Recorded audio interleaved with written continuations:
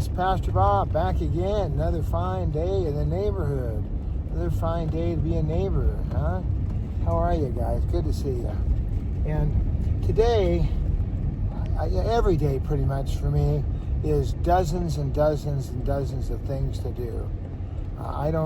Years ago, I taught school, and so I would make sure my lesson plans were in order.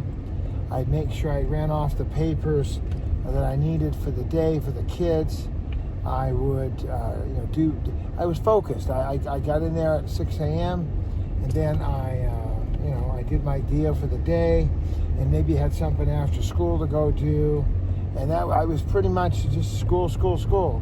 But once I started becoming a working servant, and I have not just my boss, Mrs. Powell, but I've got bosses from Palm Springs to Ventura, and I'm always doing the Carol Burnett. I'm always listening.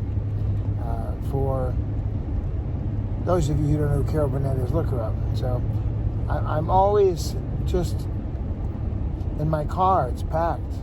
But I feel very comfortable because everything's here. Oh my gosh, that's scary. That was scary. Maybe I can show you. Let's see if I can show you. I'm here. I'm way far away from the line, but having that buzzing guy, it's like, I talked to a biker one time, and they said, no, they want to be as loud as possible so that people, look around and see what's going on. So, but what does all this have to do with Jesus and Christian life and faith and hope? Well, I'll tell you what it has to do with it. It has a lot to do with it. As God has promised, His yoke is easy, His burden is light. And yes, I have a calendar. Yes, I keep my phone on. Yes, I do have stress from time to time. But way less. The more that I let the Lord lead, guide, direct, I listen. The more I do that, the more things kind of come together. Like, I'm always organizing. I've got two different chariots, and one is a cruising, touring Volvo. So I was packing stuff in for tomorrow for church. I want to make sure I bring tissues because the last couple Sundays the Holy Spirit's just been flooding the building, and we need tissues. Last couple times I'm like, you have tissues? This way I'll have tissues with me. I already bought them a long time ago. I just haven't been bringing them. But now there's been a really quick, sudden, and wonderful move of the Holy Spirit, and so people are just being touched. And when you're touched by God, you just surrender. You just lift your hands, and your soul floods with emotion, and you're able to just be still and be at peace and have that rest, that worshipful rest. So today, as I was doing, the Lord would speak to me, and I'm just constantly running back and forth and here and there, up and up and up and up and up.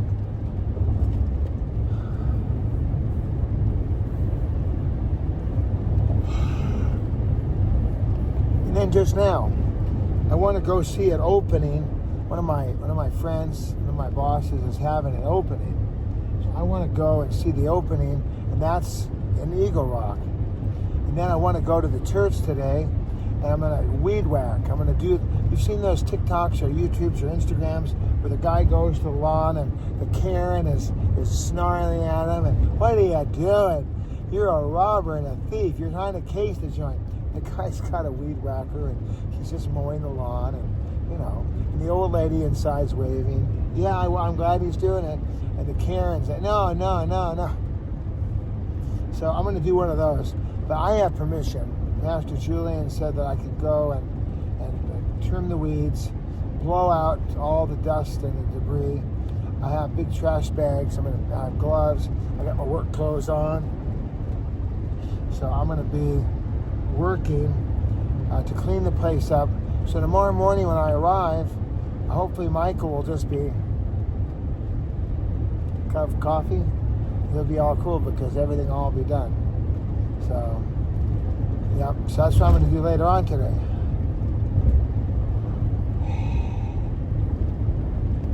Oh boy. And I can't wait to get home and get a shower. I don't take a shower, but a bath and a shave and get a good night's sleep and be ready for what God's going to do tomorrow. And Bethany Rose and I, we're going to have a great day together. This week's the 4th of July. It's going to be the 4th of July on Friday. If you'd like to join Bethany Rose and I at the park, we go to a beautiful little park, and it's old school.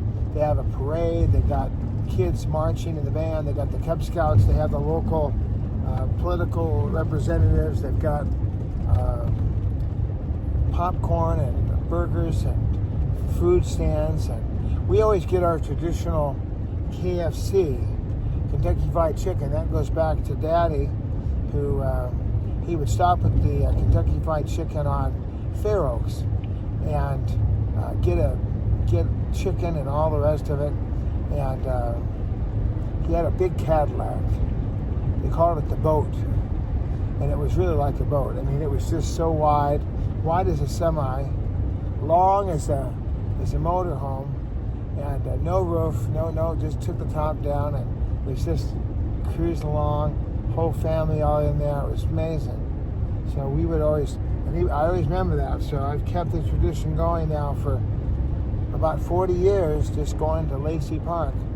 And years ago when I had a house on Arroyo, we didn't go to Lacey Park because I had a house on Arroyo. So we had a big potluck open house, 4th of July at the house.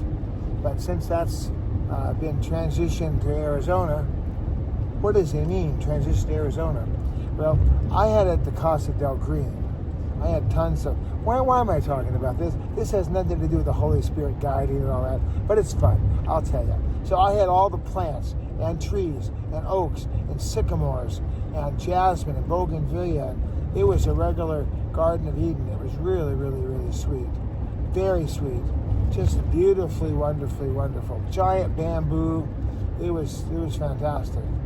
And so when I was selling it, my brother Tim, he said, "Hey, Bob, whoever buys it," he was prophesying.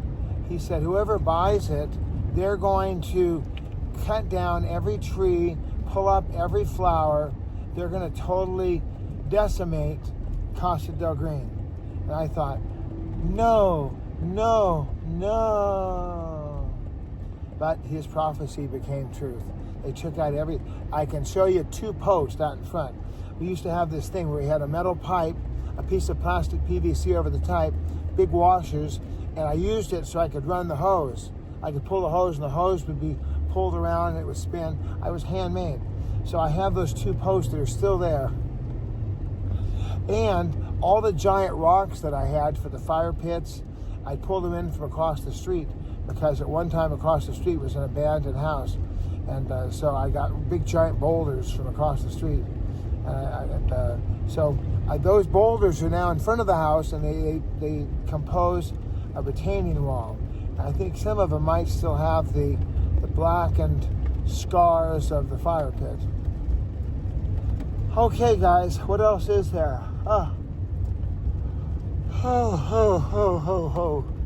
Okay, I got about 10 miles more to go. I'm almost there. I'm going to rebuild the gate today, too. The next thing is to rebuild the gate.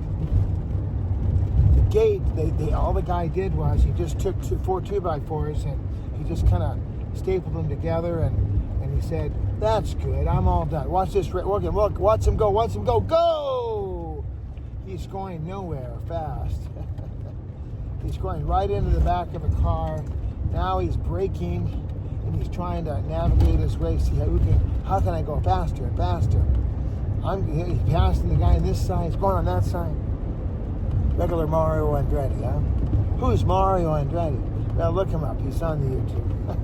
If there's anybody I mentioned you don't know, just look him up. And there are the brake lights. I can see the smoke coming from his car.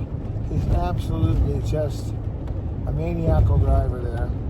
and I'm just cruising along because I'm worshiping God. I'm resting in God. And I trust God. So I hope you're trusting God too. And that's the whole message. Trust God. You know, there used to be an old song, trust and believe. For there's no other way to be happy in Jesus than to trust and obey. Trust and obey. For there's no other way. Love ya.